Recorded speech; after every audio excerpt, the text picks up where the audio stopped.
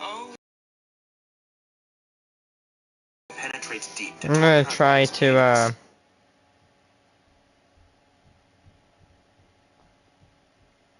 of mud. Over the next several hours, 2 more waves would sweep into the town. And her aunt. An eruption. Then in September of 1985, the tremors from the mountain became so powerful that officials started to create. I'm watching a collection of horrible fates because it lagged out last time I tried it. They had created a hazard map to distribute to the residents to show where debris might land or where lava flows might occur in the event of an eruption. Unfortunately, the map was poorly distributed, and many of the residents in the nearby villages never received anything at all.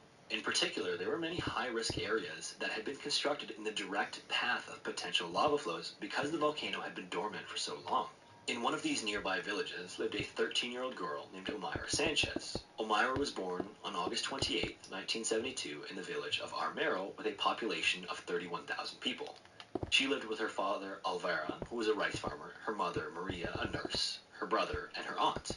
On November 13, 1985, about midway through the day, there were a series of long earthquakes that started off strong and then died off very slowly. A volcanologist by the name of Bernard Chouette noticed these earthquakes and tried to alarm his colleagues that these were signs of an eruption.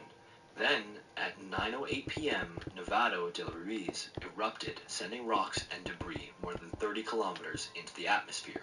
Damn. The eruption created a cloud of superheated gas that melted snow and ice at the summit of the mountain. This then combined with rocks and mud into 4 thick mud flows known as lahars that sped down the mountain into the nearby valleys at around 6 meters per second. Along the way, as they picked up debris, they grew to be 50 meters wide and 2 meters deep. One of these lahars headed straight for Armero.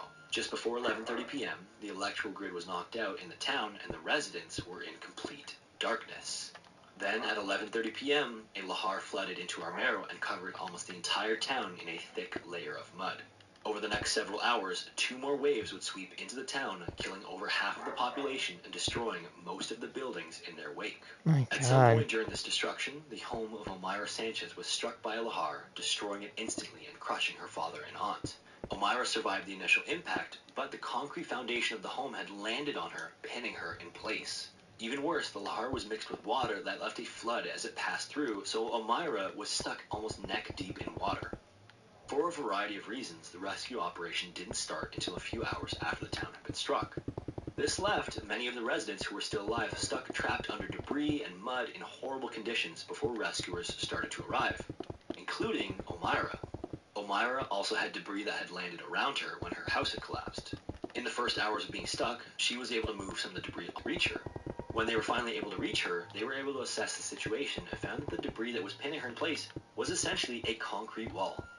This made it almost impossible for them to just pull her out of the water without breaking her legs. The first journalist to arrive on the scene described Omaira as being in good spirits much of the time, despite the awful situation that she was in. At times she was scared and cried, but at other times she was hopeful and prayed. As she waited to be rescued, she ate sweet foods and drank soda and would sing to the journalists on scene after agreeing to do some interviews. Over the next day, rescuers tried a bunch of different things to get Omaira out from under the rubble. When they tried just pulling on her, the water splashed around and made it difficult for her to breathe, and so they placed a tire around her to keep her afloat. Divers then went into the water where she was pinned to assess the situation and found that horrifically, before being crushed, her aunt had wrapped her arms around Omaira's legs. They also found that the debris that was pinning her in place would require heavy equipment to be lifted up. On day 3, the effects of gangrene and hypothermia had begun to set in, and Omaira began to hallucinate. It was on this day that journalist Frank Fournier arrived in Armero to conditions much worse than he could have ever imagined. Many of the people who had been trapped on day 1 were still trapped 2 days later. Instead of an organized and fluid rescue, he arrived to chaos and desperation. There were just so many people trapped and so much debris and so few resources that rescuers couldn't reach many of them.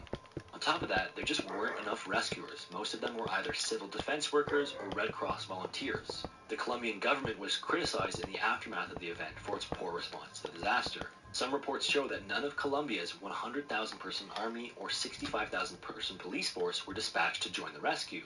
But the government claims that the conditions were simply too difficult to reach the town in time. They lacked the resources and equipment to mobilize effectively across the vast swaths of mud that stretch for miles across the flooded towns. On the third day, as Frank walked through the chaos, he was greeted by a farmer who asked for his help and led him to an unknown location. When Frank arrived, he was met with the sight of 13-year-old Omaira Sanchez trapped in the rubble. As her condition worsened, her face had swelled, her hands had whitened, and her eyes had turned a deep red. It was on this day that doctors determined that in order to free her, they would need to amputate her legs, but because they lacked the necessary equipment for her to survive a double amputation, it was ultimately decided that the most humane option was to let her die. And so, at approximately 10:05 a.m. on November 16th, roughly 60 hours after being trapped, Omaira Sanchez passed away from either gangrene or hypothermia. Shortly before her death that morning, Frank took this haunting picture as a way of reporting her courage and her suffering in her horrible 3-day ordeal. Omaira's brother would survive the incident, and her mother, who was away on business at the time of the disaster, tragically received the news of her daughter's death during a radio interview. In total, over 23,000 people were killed, 13 villages were destroyed, and the Nevado del Ruiz eruption remains the worst natural disaster in Colombia's history. If you made it this far, I just wanted to thank you for watching and invite you to watch some of the other videos on my channel that I think you'll enjoy if you enjoyed this one. It's always cool to hear some of the stories of those of you who have personal connections to some of these events. So if you do, let me know down in the Collection of comments. Horrible Fates 2. There's 11 apparently. My name's Marissa, and I got cool sculpting on my tummy and love handles. I grew up an athlete. I rode horse and... Okay. The stories you're about to hear should be a reminder that life is fragile. Some people are profoundly unlucky, ending up at the wrong place at the wrong time, and sometimes around the wrong people. A warning before you continue. Although this is the cold hard truth of these events, it is still very disturbing, so viewer discretion is advised.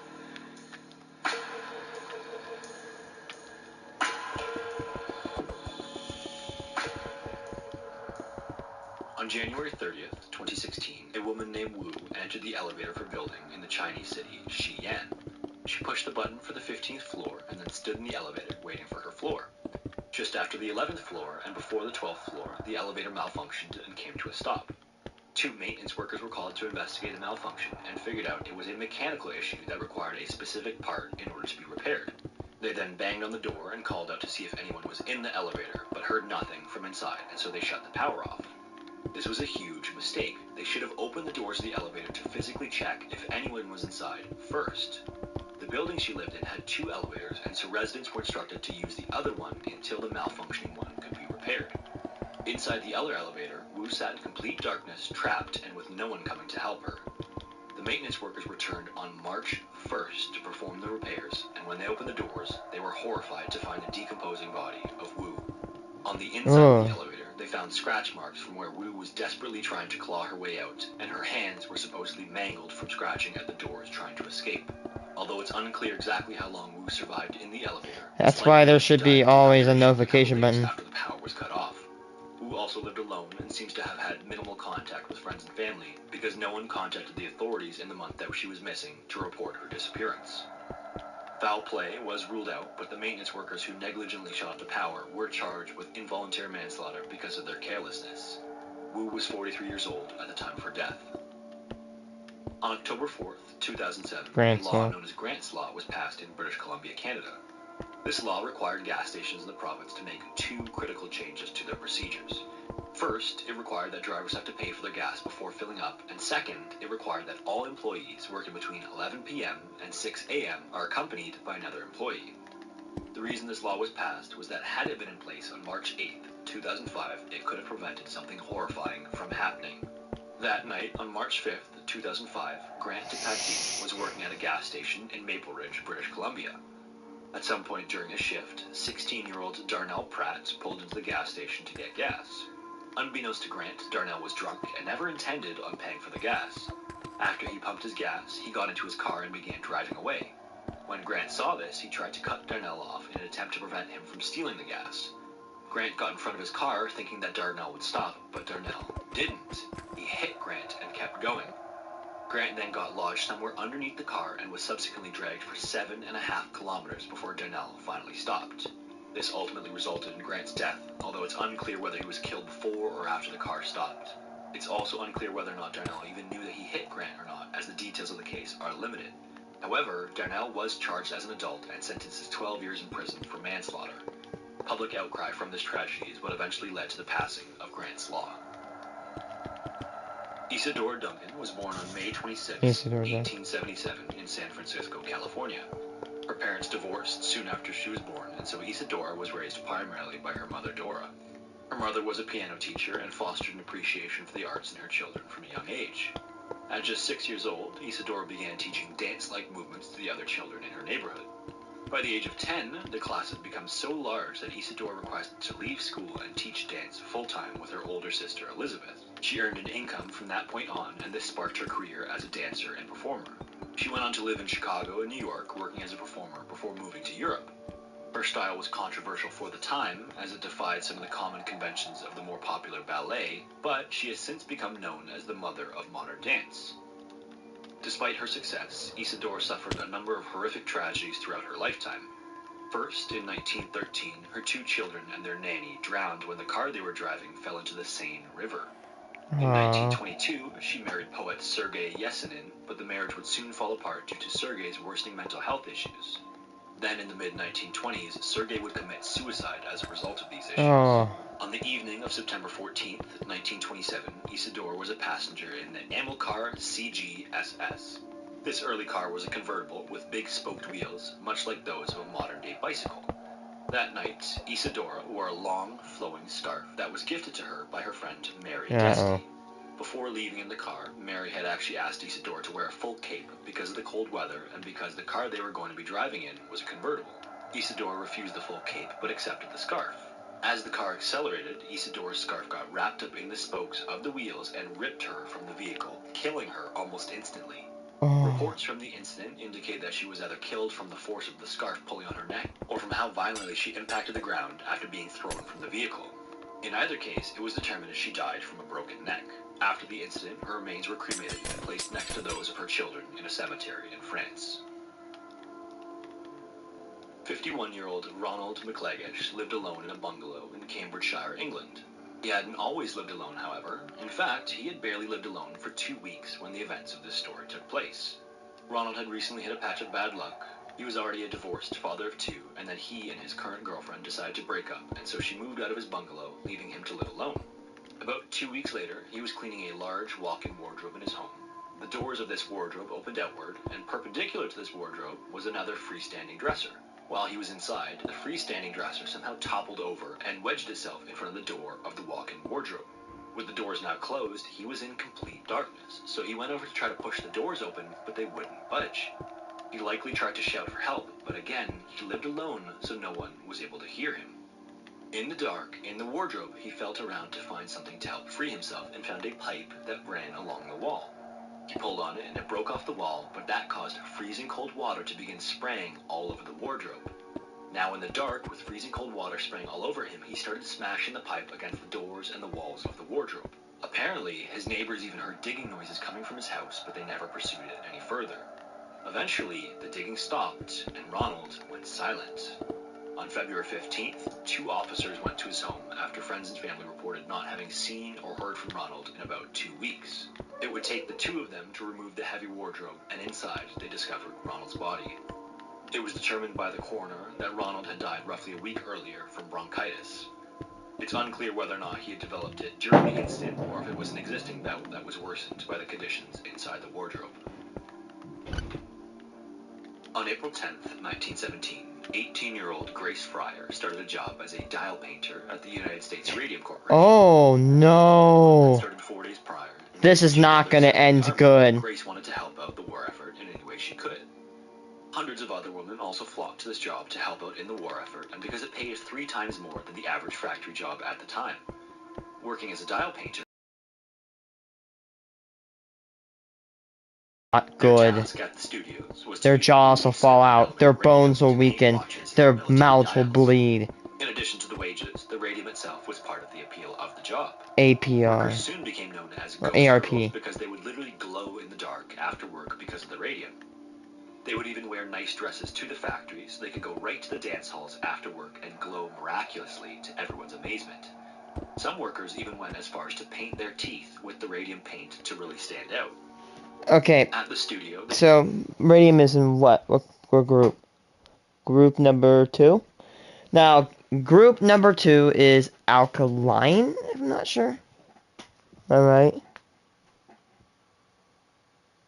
Yeah, alkaline earth metals. Now, calcium is one of these. Now, we all know what calcium is. Calcium is the good stuff that makes our bones strong. Now, why am I talking about calcium? It's because radium deposits itself into the bones exactly like calcium. But what radium does is it weakens the bones, makes microscopic holes in those bones, and causes the exposee to become weakened until they are eventually succumbing to their radiation poisoning. So radium deposits itself into the bones, just like calcium. I watched an entire movie on this. Naturally, prior to starting work there, American Radium is possibly one of the most shady, corrupt companies in America. Shit on them. They denied it. They literally covered it up. Just absolute shady people. Deserve to all go to hell. They denied. They thought the women were crazy. They all were just doing all that bullshit. Yeah. Would ask whether or not this was dangerous, and managers always reassured them that it was perfectly safe. This, of course, was not true. Radium had been known to cause harm since its discovery by Marie Curie 20 years earlier. Marie Curie herself had suffered radiation burns from handling the radium, and a number of people had already died from radium poisoning. People in the plant even knew it was dangerous because the men who handled it in large quantities wore lead aprons and handled it with ivory tongs. The dial painters, on the other hand, never even got a warning. This is because the thinking at the time was that radium was not harmful in small amounts. It was even touted as health promoting. Yeah, used in all sorts in of products, very like small dye, amounts. cosmetics, butter, milk, and even toothpaste. This isn't wrong. Newspapers even claimed it added years to your life. This No kidding. It's like, oh, you want to be that cool dude on the street? Want to get all the girls? Want to look all cool and healthy? Consume radium products. Yeah, that's not lying. This dude's not lying. They did that. They literally thought you were almost like a god if you consumed radium. It's the stupidest thing. Hey guys, look at me. I'm drinking rat poison. I'll live an extra 10 years. So they ignored all the danger signs in favor of profits.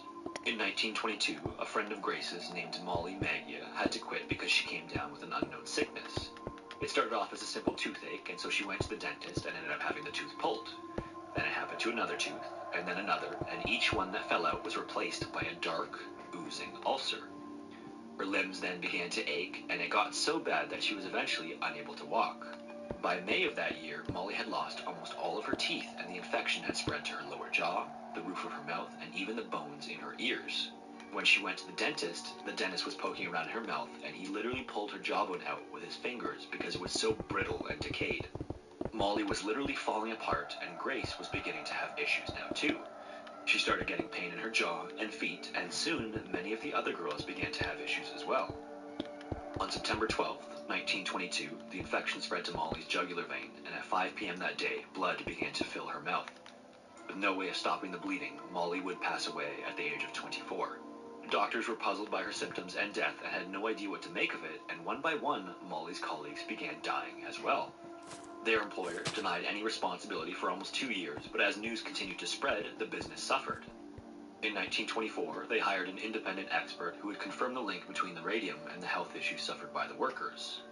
The president of the company was outraged and paid for new studies to be conducted to confirm findings that denied any link. What a They shit then went on move. to lie to the Department of Labor about the previous findings and denounced the claims made by the women as simply trying to have the company pay for their medical expenses. Oh my By god. now, it was obvious to the women that radium was dangerous, but the public still thought radium was perfectly safe.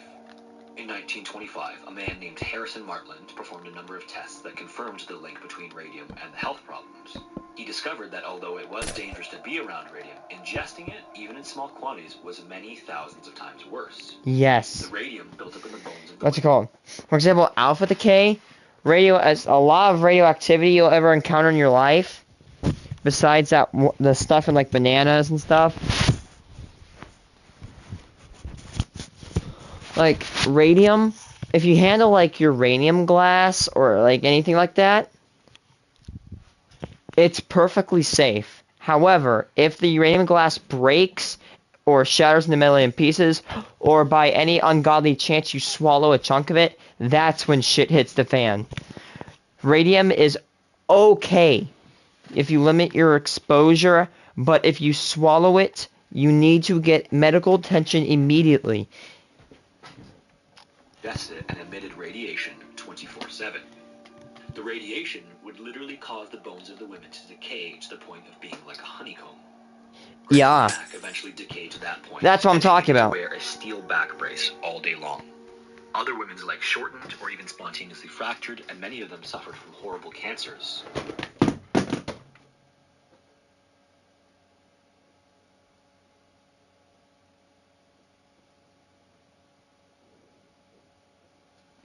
In 1925,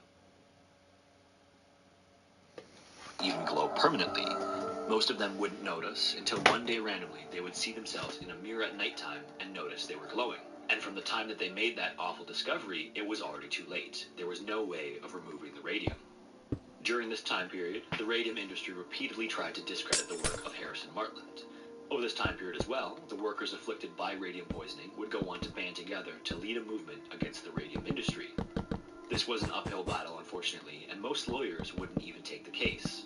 They either didn't believe the women, or were scared of the legal weight possessed by the radium firms, or simply didn't think they could overcome the existing legislation. Because at the time, workers who received radium poisoning in a workplace did not receive any compensation. In addition, the statute of limitations was only 2 years, whereas many of the women didn't start to show symptoms for up to 5 years after they began ingesting the radium. Finally, in 1927, a lawyer took the case for Grace and 4 of her colleagues. The women would eventually settle out of court because they had limited time to live at that point, and the company seemed content to drag out the proceedings for as long as possible. Although this wasn't a perfect outcome, it did finally give credibility to their movement, and the case spread like wildfire. I remember learning about this case in school. I was so eccentric. Were outraged, and company meetings became riots. Continuing to deny responsibility, the company took out ads to deny health issues and went as far as to interfere with the autopsies conducted on these women.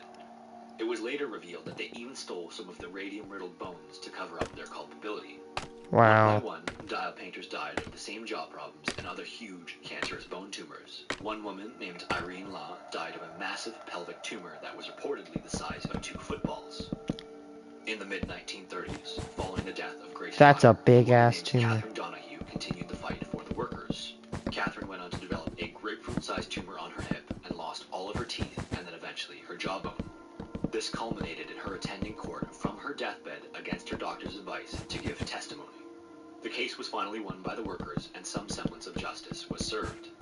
The case of the Radium Girls would go on to become a historic case and one of the first that held a company responsible for the health of its workers. This case also led to the implementation of many life-saving regulations and the establishment of the Occupational Safety and Health Administration, also known as OSHA. Prior to its establishment, 14,000 people died annually of work-related causes, and that figure is only 4,500 people today. With a half-life of 1,600 years, the bones of the women who met their horrible ends from the poisoning will continue to glow for hundreds of years. Not wrong. If you made it this far, I just wanted to thank you for watching. Some of those women had to be buried in lead caskets, if I'm not wrong. You know that? Or where they were buried, the freaking graveyards of those women were radioactive as hell. Like, it was off limits to the people, which that just goes to show how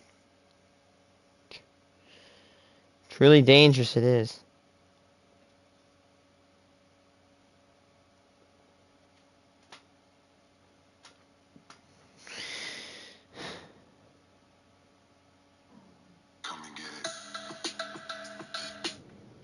Hello everyone and welcome to Scary Interesting. Today's video covers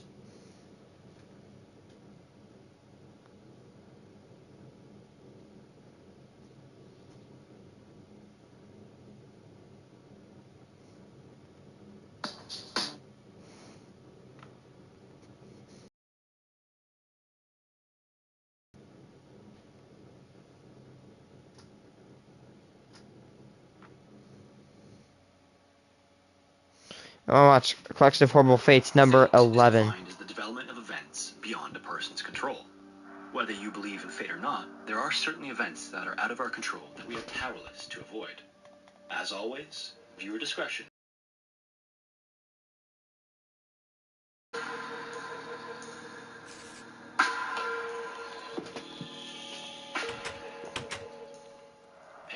paragliding is the simplest, most accessible, and least expensive form of aviation. It looks a little bit like parachuting, except instead of using a parachute for drag, a wing or canopy is used that can exploit sources of lift to be free flying. I've always wanted to do one of these. A harness that is attached to the wing by suspension lines and launches off the ground using a running start. And despite not using an engine, the canopy acts like the airfoil of an airplane wing, so flights can last for hours and cover hundreds of kilometers. A skilled pilot uses the natural flow of air to climb thousands of meters in the air and can reach top speeds of 75 kilometers an hour. All of this movement is controlled using a set of hand controls on the suspension lines that allow the pilot to manipulate the shape of the wing for different effects. Paragliders also have a set of instruments either attached to them or to the glider itself to help navigate their flights. First is something called a variometer, which helps indicate whether air is rising or sinking. They'll also typically have a radio for ground contact and then a GPS for navigation. When paragliders first learn to fly, ideally you want minimal wind, an area where the ground is mostly flat, and a wide open space free of obstacles. But as paragliders get more experienced, they can navigate around obstacles and fly in strong or turbulent winds without issue. In fact, there are even paragliding competitions featuring several different types of events. These consist mainly of acrobatic performative stunts or cross-country speed competitions. Since 1992, the Paragliding World Games have been held yearly, and the competition is more or less a race. Individuals have to fly around a course as fast as possible, ensuring they navigate through waypoints to complete the full distance, and the person who completes the course in the shortest amount of time is the winner. In 2007, one of the best paragliders in the world at the time was Iwa Wisniewska. Iwa was both an instructor and a member of the German national team, and at the time, she was at the top of her game. She had won the games the year prior and was looking to repeat, so in February of that year, she traveled to Australia for training. That day, around 200 of the world's best paragliders were all preparing for the games and scheduled for routine training. As you might imagine, weather conditions are crucial for a successful flight, and so all the participants receive a weather briefing before beginning training each day. That day, the weather was decent, but there was a storm cell that had been building since early morning. It was on the edge of their training zone, so it wasn't enough to call anything off, just something that the paragliders should be aware of. However, there is a phenomenon known as cloud suck that can be extremely dangerous for free flying because it's hard to tell where it's occurring, and once you're in it, it's generally already too late. This is where there's a massive updraft underneath cloud formations. These can be so strong that paragliders are unable to descend once they're caught in the updraft, even if they've got their wing controls in a formation that would otherwise cause a rapid descent.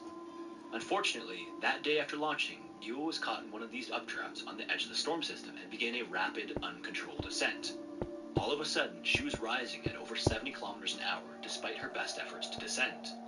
Completely out of control, she rose higher and higher until she noticed that ice was forming on her glasses and her instruments. This was because she had risen to 10,000 meters, or almost 33,000 feet, which is the cruising altitude of most commercial flights. At this altitude, it's extremely cold and the air is very thin. Soon enough, Iwa lost consciousness due to the lack of oxygen. About 40 minutes later, she woke up again, and miraculously, she was still flying. Now covered in ice, she was 60 kilometers from where she first got sucked up into the storm. Although she was still at a height of 6,900 meters, or 22,000 feet, the oxygen was sufficient to regain consciousness. When she came to, she was dazed from hypoxia and shivering violently from the cold, and she was still on the edge of the storm cell. The first thing she did was continue to fly straight to get well clear of any updrafts, and then finally, when she was confident that she was okay, she found a farm field to land in. It would take several minutes of just lying on the ground, collecting herself and warming up before her team contacted her by radio. It was then that she was finally able to communicate what had happened. Although she was bruised from the hail and the storm and frostbitten, she had managed to survive. It's thought What a that had it trooper. not been for the cold and altitude, she might have died due to a lack of oxygen. But because the cold slowed her metabolism, she needed less oxygen while she was unconscious. Not to mention the fact that she had somehow managed to stay in the air without controlling the glider. In fact, in that same storm, another man who was practicing was caught in an updraft as well. He was unfortunately struck by lightning, and his body wouldn't be recovered until the following day. In 1997, Don't a man run. was driving out in the middle of nowhere when the brakes on his car suddenly failed. Not realizing it initially, he went to hit the brakes and noticed nothing was happening, and then just moments later, his car was totaled in a ditch. In the crash, he was pretty badly injured. He got a pretty sizable gash in his head, his arm was broken, and he was pretty sure he had also broken some ribs. Back in 1997, cell phones weren't really a common thing yet, and he was 10 miles from the nearest town. It was also not a very populated area, and to make things worse, it was nighttime. This made the chances of a car coming by to help him really slim. Deciding that he might need medical attention more urgently than he realized, he decided to try to walk down the road and hopefully stumble on somebody's house. So, despite being in a ton of pain, with no other options, he started walking down the pitch-black road. And this wasn't any ordinary dark night. It was overcast, so there were no stars, and there wasn't any moonlight or light pollution from nearby towns. In fact, it was so dark that if not for the sound of his feet on the asphalt, he wouldn't have even been sure if he was on the road. After walking for what felt like forever in the shape he was in, and bleeding from the gash in his head, he heard the call of a coyote not far behind him. And then another, and another, and the next thing he knew... That's why I'd have a gun with me. Around him. Not only did it sound like they were following him, but it also sounded like they were in a frenzy, knowing that he was wounded. Now, under normal circumstances, the chances of a coyote attack are extremely low. No kidding. Attack, coyotes are on average smaller than an adult golden retriever, so the chance of them taking down a full-grown adult is extremely low as well. But he was in no shape to defend himself, especially against a Coyotes don't really like people. This is immensely painful. Not knowing whether to run or walk, he tried to stay calm and keep up a constant pace and to not seem panicked. But inside, he was exploding with anxiety, not knowing how far the next house was. All the while, he could hear the coyotes getting closer and closer until they seemed to be less than 100 feet away. Finally, he saw a light off in the distance, but not wanting to seem like prey, he tried to keep up a steady pace, hoping they wouldn't run after him before he reached the house. Thankfully, he managed to get to the door and then immediately started pounding on the door, practically begging for help. Soon enough, an old man opened the door, firearm in hand, and pointed, demanding to know why the man was banging on his door in the middle of the night. Almost in tears, the man explained what had happened and that coyotes were chasing him. All he needed was to use the man's phone to call for help. The old man relented and let the man in, and then grabbed a flashlight and shined it in the forest where the man had come from, and was horrified to see what looked to be 25 to 30 coyotes right on the edge of the forest. In recollecting the events of that night, the man acknowledges that he has no idea what would have happened if he had passed out on the road, or if the house was just a mile further. God. Coyotes, their howls are kind of creepy. Yep. Okay, so that's on purpose. I hate The coyotes' so-called howls. Dark Ages were a period in European history between the 5th and 14th centuries that was thought to have little scientific and cultural development in comparison to other time periods. Obviously, the world is a big place, and much was going on outside of this area, but in Europe, these 900 years were between the fall of the Roman Empire and the Renaissance, two periods associated with massive technological and cultural advancements. The term Dark Ages is thought to have originated with a 14th century Italian scholar who was discouraged by the literature from that time period. This term was picked up and expanded on by scholars in the Renaissance era, and was an idea that was generally accepted until modern historians thoroughly examined and dispelled this notion. After scrutinizing the available works from that era, it was clear that there was still significant international trade, writing, and scientific discovery going on, and one of the main places where this work was done at the time was in monasteries. So the term Dark Ages is at best a misnomer, and at worst, a complete myth. One early example of these places where much of this work was done was in modern-day Erfurt, Germany, in the Petersburg Citadel. The city itself was first mentioned all the way back in 1742, and the oldest surviving building from this city is St. Peter's Church. The first evidence for it is from 1060, but it may have existed long before then. 20 years after this first mention, the church unfortunately burned down, but it would be rebuilt between 1103 and 1147. When it was rebuilt, it was constructed as a massive stone structure that was 75 meters, or 246 feet long, with 3 large aisles running its length. Although its 2 large towers were not replaced, it was rebuilt with multiple floors to hold congregations, meetings, and other events. In the basement, as was typical of the time period, was a latrine, and below that was a large septic tank. Something we don't often think about, but I'm sure we can all agree on, is just how nice modern plumbing is. Not only do we have on-demand clean hot and cold water, but sewage is also simply whisked away with a flush. With pre-modern plumbing, everything was kind of like an outhouse. If you were lucky, you lived in a castle or some other building that was near a river. The latrines then conveniently dropped in the water source and were washed away downstream. Otherwise, large buildings were simply built over a large hole, and the waste just dropped in from the latrine. Oh my god, Sometimes these the were glorified clean if they were toilet. conveniently built, and other times this would just be decades of waste. As you might imagine, this might create a strong odor in whatever building had a large septic tank. Again, if you were lucky, there was a window, but other times the floor would be covered with herbs or flowers to try to combat the smell. They would also use lime plaster on the walls, which offered an antibacterial effect. In any case, in 1184, the region was ruled under a man named King Heinrich VI. At the time, there were several political conflicts between nobles of the area and some of the religious leaders of the Roman Catholic Church. That year, there was a particularly bad land dispute, and it got so bad that King Heinrich called for a meeting between all the different leaders. This wasn't necessarily uncommon. Ideally, things could be settled without something so formal, but occasionally there did need to be a proper meeting. The two men at the crux of the issue were a man named Conrad I and another man named Ludwig III. Along with each of these men, all of the associated nobles and interested parties were invited for the sit-down, along with some mediators. All in all, this ended up being a group of over 100 individuals. The meeting spot they decided on was the newly constructed St. Peter's Church because it was one of the only buildings in that area that was capable of hosting that many people. Then, in July of that year, King Heinrich VI, Conrad I, and Ludwig III all gathered in Erfurt to settle the dispute. All the men entered the building and sat down in the upper meeting room, and as they did, the floor collapsed. Over 100 men plummeted right through the main floor, through the latrines, and then into the septic tank down below, into the pool of murky water and waste.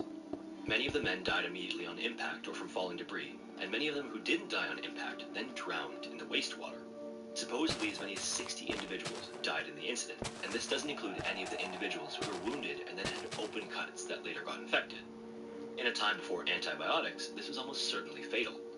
It's unknown exactly how the dispute was settled, but Ludwig III survived while Conrad did not. Maybe the only good fortune on that day was that King Heinrich had been able to hold onto an iron railing along the wall, preventing him from falling into the pit below. On April 11th, 1963, a pair of twin girls were born in Aden, Yemen, named June and Jennifer.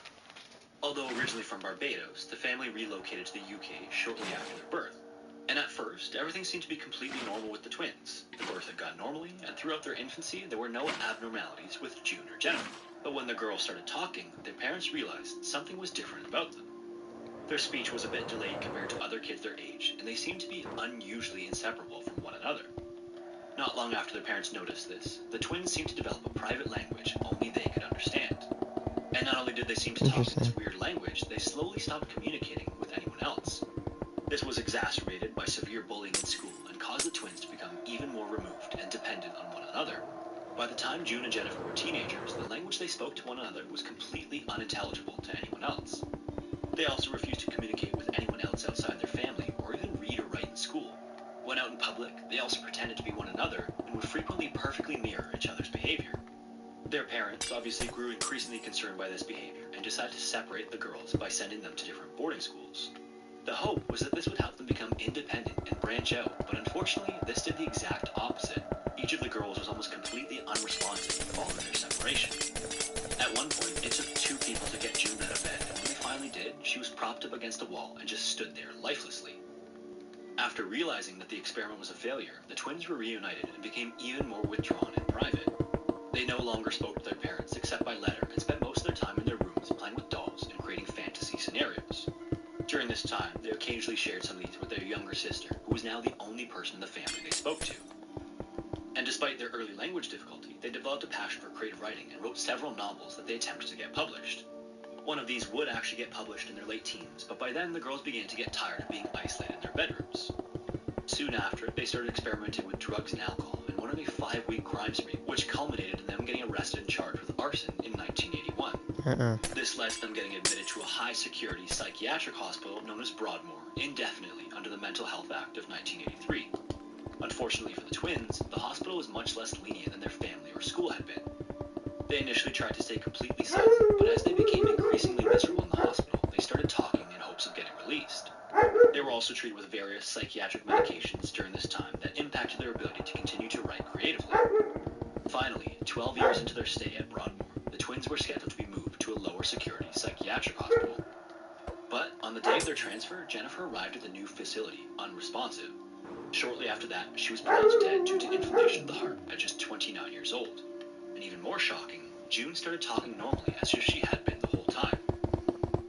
And all of this might remain a complete mystery if not for an investigative journalist named Marjorie Wallace. In the early 1980s, shortly before their original sentencing, Marjorie heard about their story and reached out to June and Jennifer's parents. Eventually, they arranged for Marjorie to come visit the family's home, and it was there that she discovered the twins had a rich and vibrant private life. She was shown their room and their writing and grew sympathetic to girls that the world had otherwise dismissed as odd. Before they were officially committed to Broadmoor Hospital, she visited them in prison, and slowly they started to open up to her. In particular, she found that they were really interested in talking about their writing, and over time the 3 of them became more comfortable and spent much of their meetings joking and laughing. But simultaneously, she learned that they each kept a dark secret. She had been allowed to go through their old diaries and discovered that they each had serious disdain for one another. In June's diaries, she described In Jennifer's diaries, Jennifer described the two of them as fatal enemies.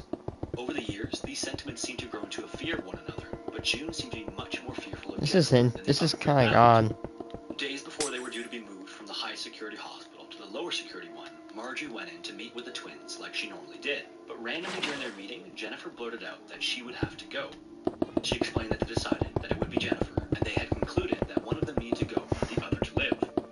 Rather than dismiss this claim, Marjorie was frightened by their explanation because it seemed completely serious. Marjorie expressed this fear to doctors, but they reassured her that they would be closely supervised. Then, on the morning they were due to be transferred, Jennifer complained that she wasn't feeling well. On the ride over, she rested her head on June's shoulder and slipped into a coma. When they arrived, she was unresponsive, and shortly after that, she passed away. The official cause of death was swelling of the heart, and doctors at the new clinic think it was due to the medication she was given during her stay at Broadmoor. But this was obviously weird because June was given the same medication and was in perfect health on arrival.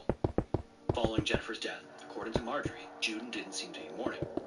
It almost seemed as though she was like a new person. The two of them sat down and talked like they had never talked before. According to June, Jennifer's passing would allow her to be free, and now she would live for the both of them. Marjorie asked why they had gone silent from a young age, and June said that they had made a pact not to speak to anyone except for each other. And June now lives in the UK, close to her family, leading a seemingly normal life. She also wrote a poem for Jennifer's tombstone that reads, "We once were two, we two made one. We no more two, through life be one. Rest in peace."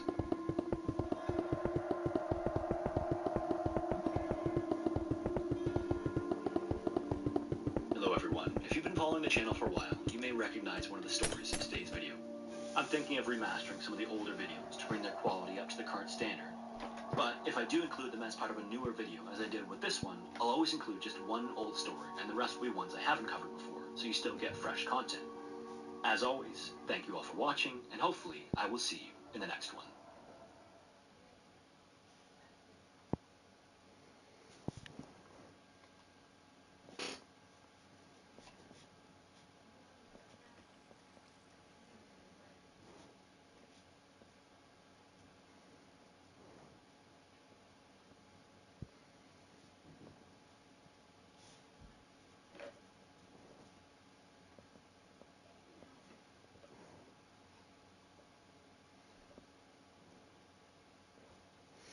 Mayfield EF4, New phone? Tornado Horn, With US Kentucky. Cellular, I got to pick any phone that I wanted Mayfield. for free. And I was already a customer. I'll be right back. I'm gonna go get some cookies.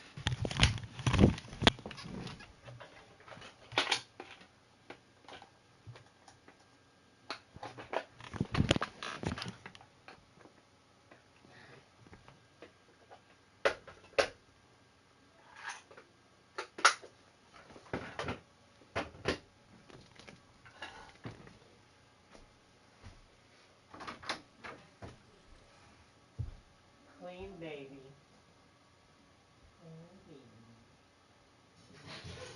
I'm going to after I take my shower. Yes, why?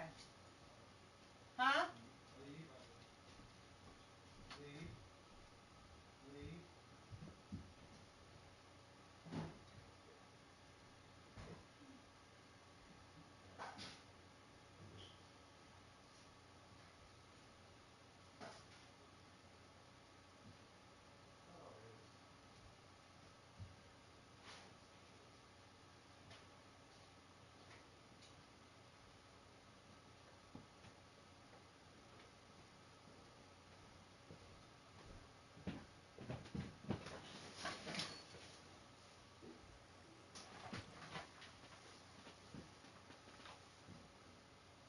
That's too long. It's supposed to be tomorrow morning.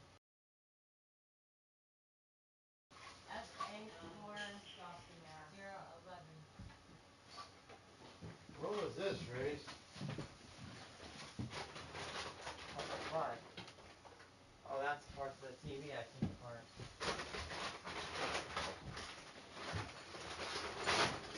Parts of the what? What TV?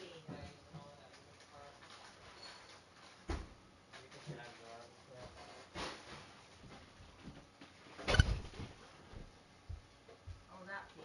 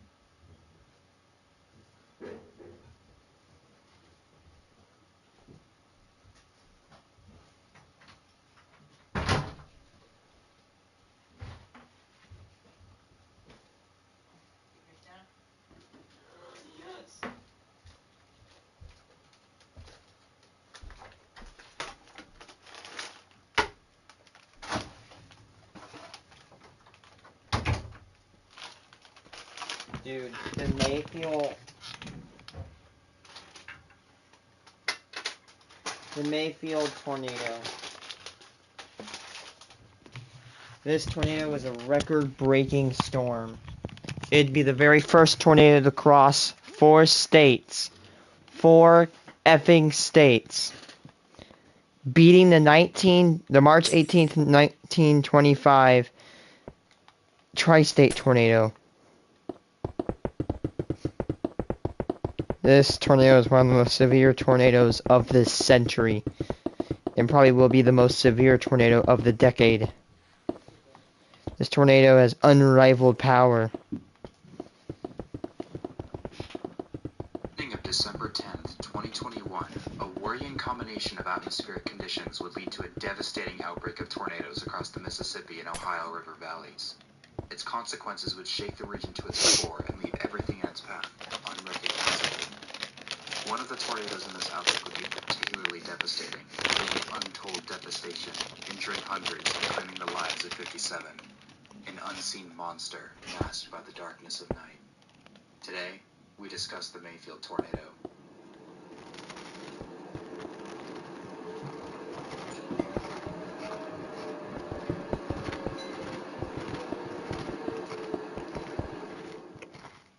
The morning of December 10th seemed no more exceptional than the days prior, aside from some unusually warm and pleasant weather for what was supposed to be winter.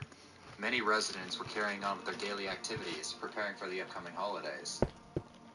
However, unseen to the average person, the building blocks of a major disaster are assembling above their heads. A deep, upper-level trough is moving in from the west. As it crosses the Rocky Mountains, a surface low develops and starts to drift northeast. As it does so, unseasonably warm and moist air is being drawn in from the Gulf of Mexico. Dew points across the warm sector soar into the mid to upper 60s, with temperatures breaking records for December. This contributes to Cape values of 1,500 to 2,000 joules per kilogram. Winds in the warm sector change rapidly in both intensity and direction with altitude, leading to a strongly sheared environment.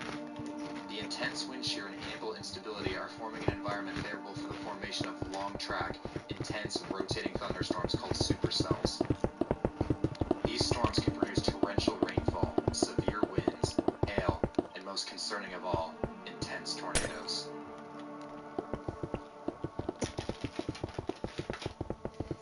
Noting the risk for severe weather, the Storm Prediction Center denotes a level 4 out of 5 moderate risk for the area, including the risk for strong nocturnal tornadoes.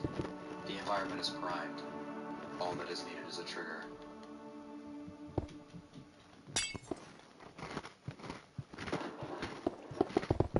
Storms would initiate in northeastern Arkansas and slowly organize as they drifted northeast. One of these cells would organize into a powerful supercell and around 7 p.m. produced its first tornadoes. Locals and storm chasers would observe several brief, weak tornadoes, including 2 on the ground simultaneously as the storm approached the south side of Jonesboro, Arkansas. Racing off to the northeast of Jonesboro, the supercell would produce its 5th and first violent tornado.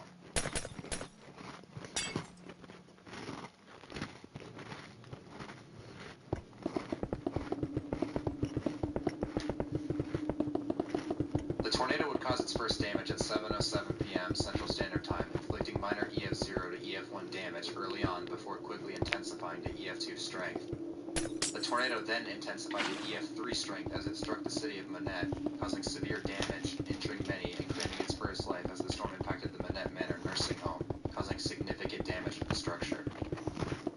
The tornado would continue to cause severe damage as it impacted the town of Leechville, Arkansas, and claimed another life as it destroyed a Dollar General.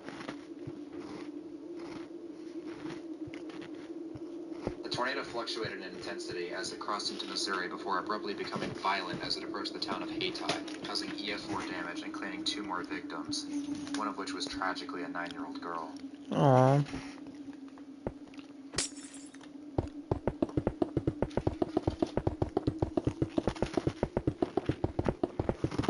The tornado would again become violent after crossing the Mississippi River into Tennessee, impacting the town of Tiptonville, where 3 more would perish. The tornado would claim its final victim as it impacted the town of Sandburg before finally dissipating at 8:36 p.m. Central Standard Time, after traveling for more than 80 miles and claiming 8 lives. This tornado, with estimated peak winds of 170 miles per hour, received an EF4 rating. Following this EF4, the storm began to cycle as it approached the Kentucky border.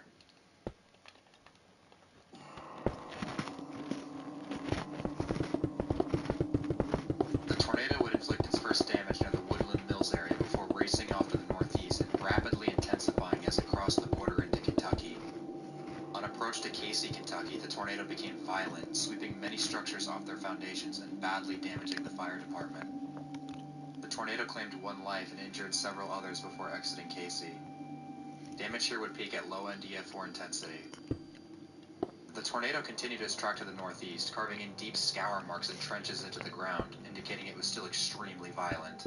The tornado continued to inflict significant damage as it drew closer and closer to the city of Mayfield, Kentucky, a city of more than 10,000 people. Debris ball is now coming into Mayfield. Send some prayers to Mayfield right now. Let's keep our friends in prayer. The tornado roared into the southwestern fringes of Mayfield around 9:25 p.m. at EF4 intensity, obliterating several well-built structures, sweeping their foundations clean of debris, and shredding a candle factory to the ground with more than 100 workers inside. Guys, go out on them. Screw them. Screw the managers at that candle factory. They can go straight to hell. They threatened their workers they threatened to fire the workers that wanted to go home. I believe there should be some sort of law that allows, like, if it's 100% certain that there's storms, that there's like a more like 25% chance of storms it's gonna happen, like, or 25% chance of tornadoes or hurricanes, you should have the right to leave your job, but you should but maybe not get paid or something. There should be a law like that, because if that law were in effect, those people would not have died. 8 deaths and numerous injuries. With it now clear that a violent tornado would hit the heart of Mayfield, the National Weather Service issued a tornado emergency. At 9:26 p.m., Mayfield was swallowed by the ferocious winds of the tornado. The twister directly impacted the downtown area, destroying several well-built multi-story buildings as it carved its way through the center of the city. Businesses and residences alike were swept away into the deadly vortex as debris was lofted to more than 30,000 feet into the air. 22 would perish before the tornado's wrath had finished with the city. Inflicting high-end EF4 damage, the tornado exited Mayfield and drew its sights on the city of Benton, where another tornado emergency would be issued. That's rare.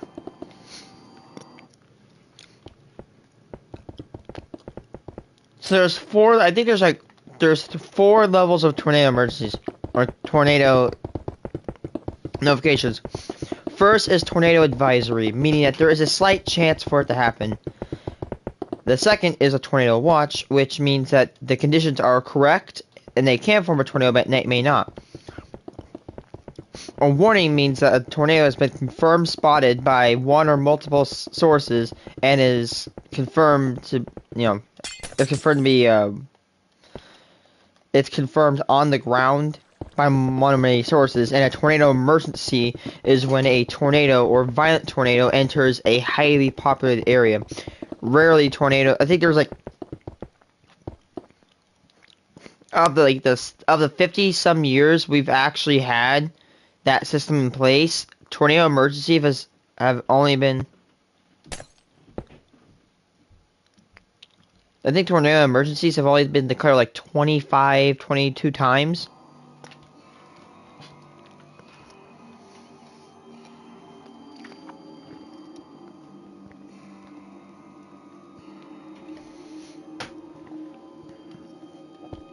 These twisters were bad. The tornado would ultimately spare Benton, passing just to the north of town. However, in doing so, the tornado closed in on the small community of Cambridge Shores.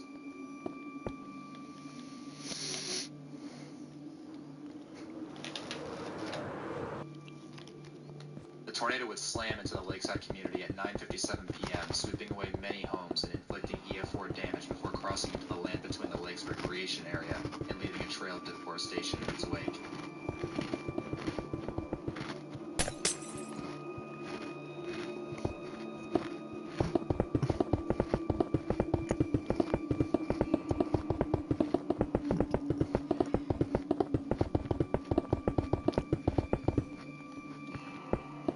crossing the lakes, the tornado began to close the distance to the town of Princeton, prompting another tornado emergency to be issued.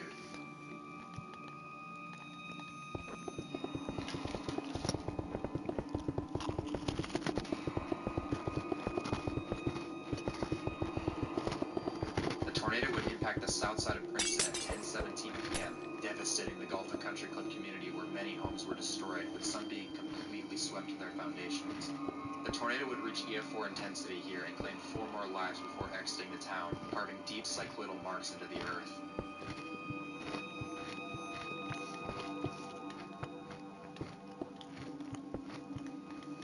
The tornado then approached the town of Dawson Springs, again prompting yet another tornado emergency as the mile-wide wedge roared into the town.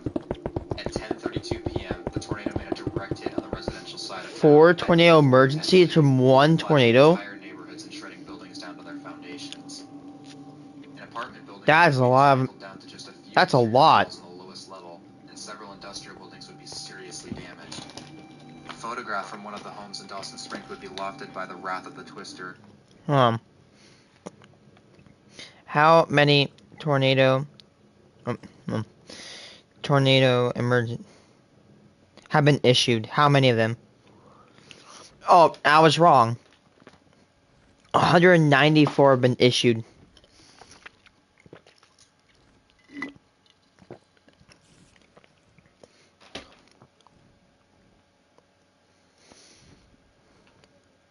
I'm sorry. I was wrong. Was later found more than 120 miles away in Indiana. 14 would tragically perish here before the monstrous winds of the tempest moved on. The tornado continued on its track, impacting a few other small communities to the northeast of Dawson Springs at EF3 intensity, flattening or completely sweeping away many poorly built structures, while rapidly closing in on the small community of Bremen, where the National Weather Service had issued another tornado emergency. 5. Ow.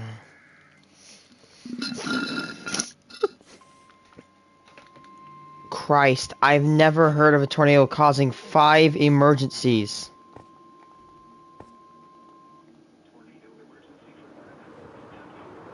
Tornado emergencies are one of the worst, things to issue.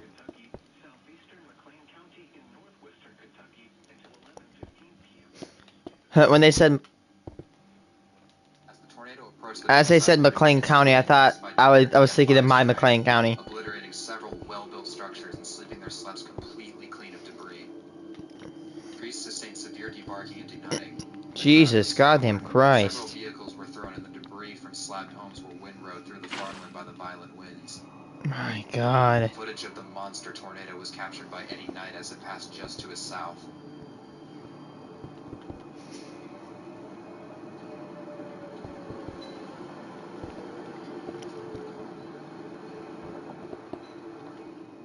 Continuing through Bremen, the tornado would sweep away several more homes, scouring the foundation and driveway. Several poorly constructed residents and manufactured homes would be completely destroyed and swept away as the tornado finally left Bremen, taking 11 more lives with it. Oh my God.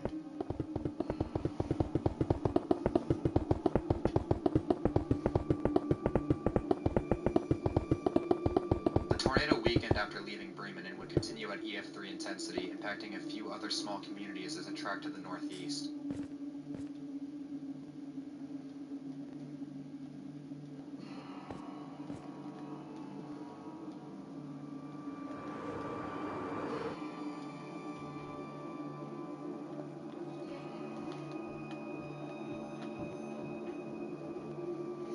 It just keeps going.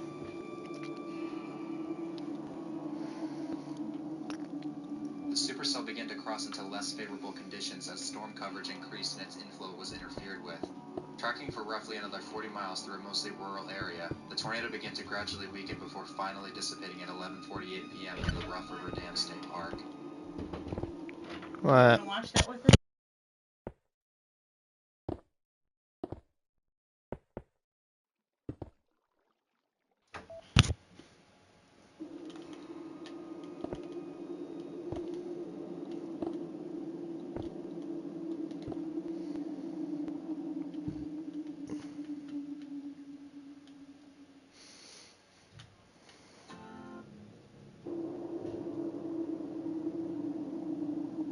That's where it ends.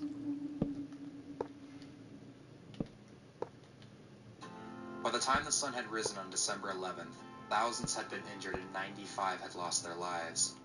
The Western Kentucky tornado made up a vast majority of the casualties at 57 and had traveled for more than 165 miles in roughly 3 hours, leaving catastrophic damage in its wake. The daylight would reveal town after town after town had suffered devastating losses. In one evening, an invisible horror had changed the history of this region forever. After surveying the damage caused by the Western Kentucky tornado, it was determined that the twister had peak winds of 190 miles per hour, earning it an EF4 rating. The poor construction quality of many of the homes in this region and the fact that the tornado occurred after dark certainly contributed to the tragically high death toll, becoming the single deadliest tornado since the Joplin EF5 10 years earlier. Perhaps the most haunting aspect of this tragedy was the fact that many of the people in the path of the storm were well warned and were fully aware of the disaster that was roaring towards them. However, many had nowhere else to go and were forced to ride out a violent tornado in their homes. I can't begin to imagine the horror of knowing such a calamity is racing towards you and you have nowhere to hide. When a town is hit by a violent tornado, it's never the same again, but time can help heal the wounds. 6 months later, I would revisit the track of this historic tornado to find that nature had already begun to undo the damage brought by the twister. To my surprise, some of the homes in some of the hardest hit areas have already been rebuilt. However, most of the impacted areas are still reeling from the destruction and are going to need help with the recovery efforts for years to come. The path to recovery is going to be slow, and many of the scars of that night will never fully heal. But with time and hard work, these communities can bounce back from that tragic night in December.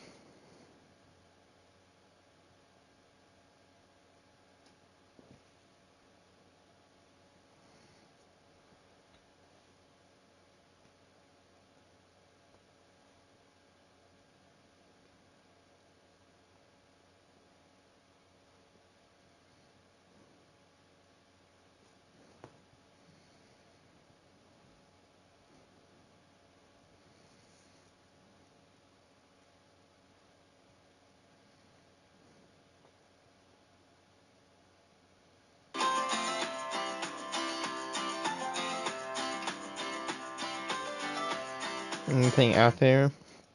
1997 Gerald F5. Retrospective and analysis. May 27th, 1997. The day for many in South Central Texas started off like any other day in late May. The day following the Memorial Day holiday weekend, many people in Texas just finished celebrating the Memorial Day holiday, with many Texans returning to work and continuing their lives as normal. Severe weather was a threat for that day. However, tornadoes were not expected to be the primary threat. As many got to work, those in the Austin metro were expecting some thunderstorms in the afternoon and evening, but nothing too out of the ordinary for May. By the end of the day, the state of Texas would have witnessed history made in front of their very eyes. An outbreak whose story was dominated by a single tornado. A tornado whose track and overall movement was one of a kind. A tornado whose damage was so violent, the damage observed has gone on record as some of the most extreme ever observed from a tornado. While overshadowed by the other major tornadoes that occurred in the late 90s alongside the two super outbreaks that are often brought up, it was a tornado that, despite not being talked about nowadays, left its impact in history on the small community of Gerald, Texas. More importantly, a tornado that was one of the first to expose the flaws with the Fujita scale and led to the development of the enhanced Fujita scale. 25 years later, the 1997 Gerald tornado's name lives in infamy as one of the most important singular tornadoes in meteorological history. Today, I will explain the story behind the Gerald F5 tornado, the history, the impacts, the importance regarding its placement in meteorological history, and its contributions to the development of the Enhanced Regina scale. Welcome to Nature's Sphere. The 1997 tornado season before the 27th was relatively quiet. The major notable outbreaks that occurred that year happened on January 24th, where an F4 tornado tore through Murfreesboro, Tennessee, and the outbreak was also notable for an F2 tornado that went through downtown Tuscaloosa, Alabama. The most major outbreak so far occurred on March 1st, where 3 F4 tornadoes were observed, 2 in Arkansas and 1 in Tennessee. For the Plains, a relatively inactive year for tornadoes up until this point. In Texas, where the majority of the northern part of the state is in traditional Tornado Alley, a nice change of pace regarding the lack of tornadoes from the 1997 season. Just to the south of Tornado Alley lies Austin, Texas, the state capital. Roughly 40 miles to the north-northeast of Austin lies the small community of Gerald, Texas.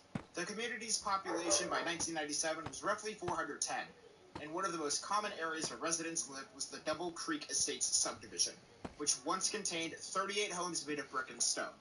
There is very little history regarding the town of Gerald itself before what occurred on that fateful day on May 27, 1997, but afterwards, a single tornado would change everything for that small community for the rest of time.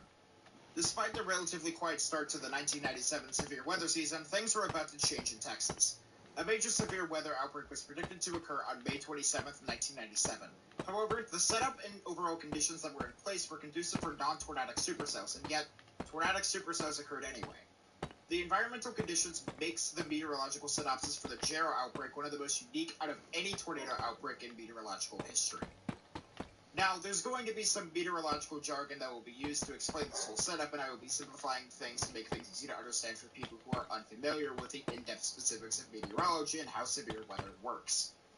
However, the setup for the Gerald tornado is a major factor as to why the tornado itself was so unique, and why it caused the damage it did.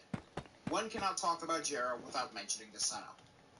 The expectations going into the 27th would be that there would be a possibility for severe thunderstorms across the southern United States, specifically in Texas and Louisiana, with the primary threats being large hail, strong winds, but notably, the threat of tornadoes was not as significant as the threats of hail and strong winds. Why was that? Well, the conditions in Texas that day created a setup that did not have all of the ingredients present to favor a large-scale outbreak of tornadoes. Beginning with the low-pressure system that influences how outbreaks occur in the first place. For most tornado outbreaks in this location, the upper-level low-pressure system would be present over portions of Oklahoma. In the case of the Gerald outbreak, the main influencing upper-level low-pressure system was located across the northern plains, with the upper-level low-pressure system being nearly 1,000 miles away from where the storms were expected to occur. The upper-level low-pressure system would present very little influence on the cells that formed in Texas. To add on to the issue of the low-pressure system being far away from the cells themselves, of the 5 ingredients that create the best suitable environment for tornado development, that being usually a lot of storms need to have usually a lot of storms occur around a For the sake of this video, helicity is the term used What? to describe the ability for a thunderstorm to form a curve and a hook echo. And the hook echo is important for the best possible structure for a strong tornado. And wind shear is the change of wind velocity over a short distance. There wasn't enough vertical wind shear to support the development.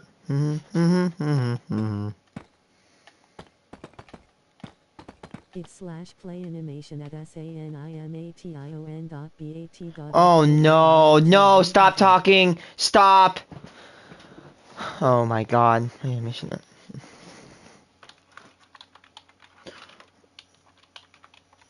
Oh no. Oh my god. It's called.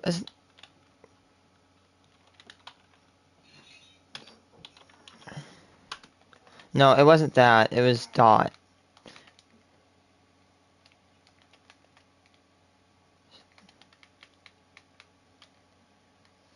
But if you the random or was it? I don't know.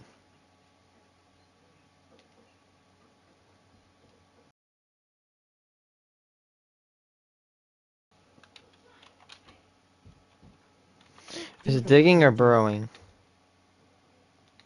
I don't know what the one you did was.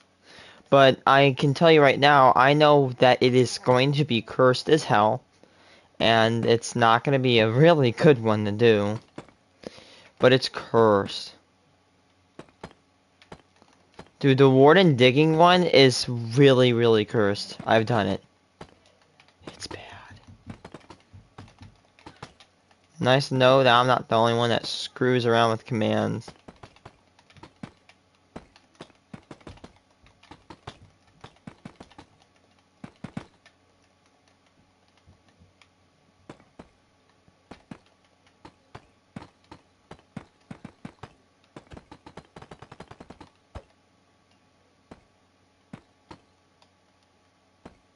Do what you did. animation.bat.flyingq100.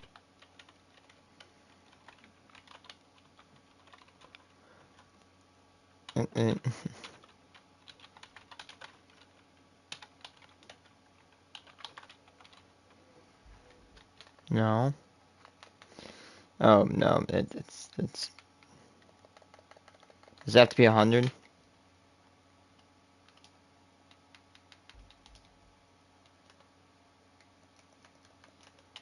Dude, I forgot. I'm not good at the animation.bat.flying100. no That animation. is important. What? Oh, at you mean oh yeah, because at A kind of is glitched. I know what you're talking about. Yes, animation. Yeah, animation. Yeah, fine, bad. I can tell you right now that this is not gonna go well. I forgot how to do flying animation. I can do summon, I can do execute, I can do all that stuff. I can't do freaking animation. No.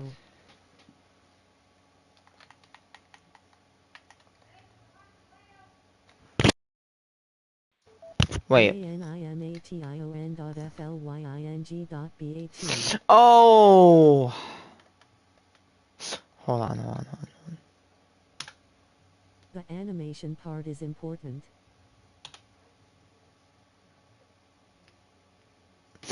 Give me a second.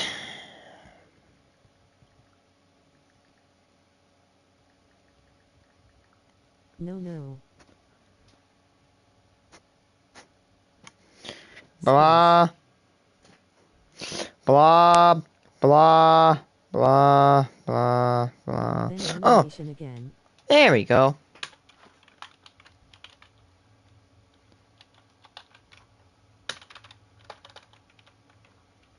Play.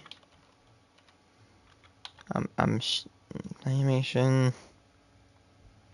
Oh, okay. Dot bat. Dot flying. No, it's put Dieta. no. Yeah, right. You have to put that A. Jeez. Hold on. Animation at E. Oh, okay. I forgot. You have to do this. You have to do at A. I think that will not work. So I think you have to do like at E. I know it sounds weird, but at E. Type equals player. Then a 100. Yeah. No. See A that. 10. A 100. You know, you're not being really. Oh my god, this is embarrassing. Not a 100, a 100.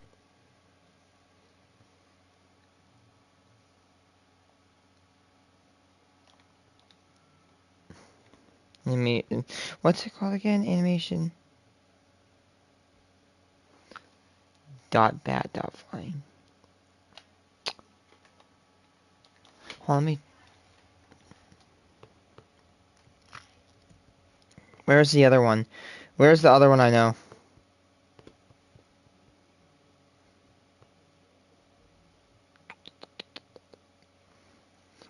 Oh my god. You might be. Oh, there it is. I got it. I got one to play. A lot of the commands I've tried, like the BATION.BAT.FLYING a 100. Is it bat flying A?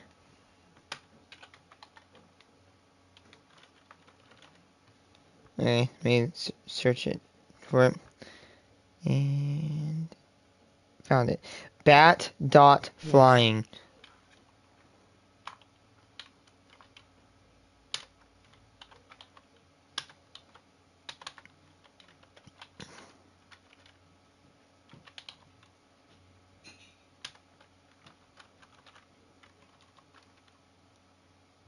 Oh no!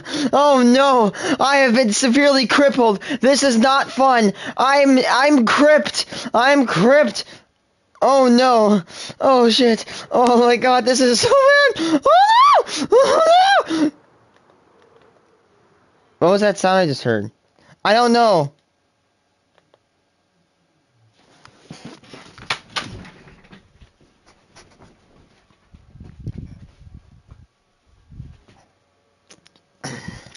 I'm crippled. Oh no. Let me guess, I'm thinking that 100 is for each second. Oh my god. It gets...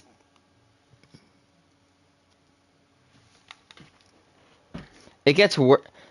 What is my arm doing? Oh. Do it but cast scale. Oh my god. Oh, I'm gonna show you one.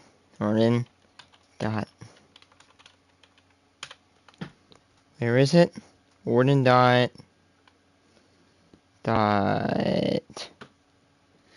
Dig. Oh, yes.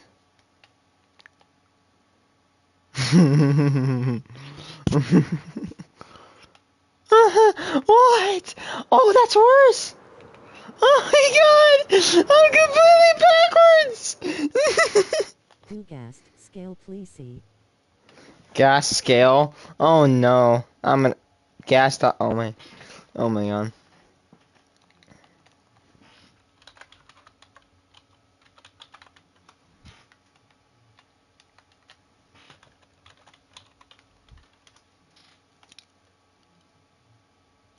What happens if I try to combine this? Oh. Dude. Oh my god. I'm gonna scare my cousin tomorrow with this. Homeboy. Literally the dude she tells you not to worry about. Wait, what? What's that? Goat?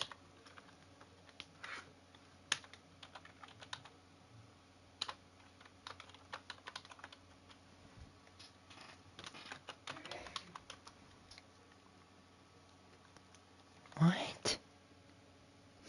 Oh. Hold on. Enderman. Oh. I'm about to go into some uncharted territory here. Do PIGLIN.VICTORY.HANT I've seen... underscore CELEBRATE.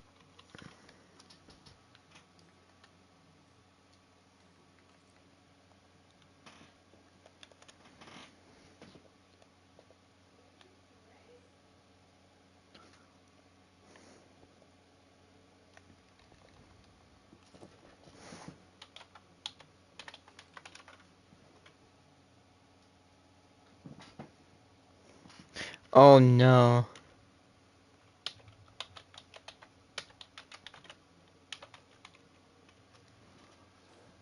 Scary. Oh, it's underscore face. Should I even be doing this right now? Oh, well, it didn't really... Oh wait, no, it's Enderman. Yeah, I've known about this. My hat wait, what? My hat is... Oh, my head is out of its hood. This is just...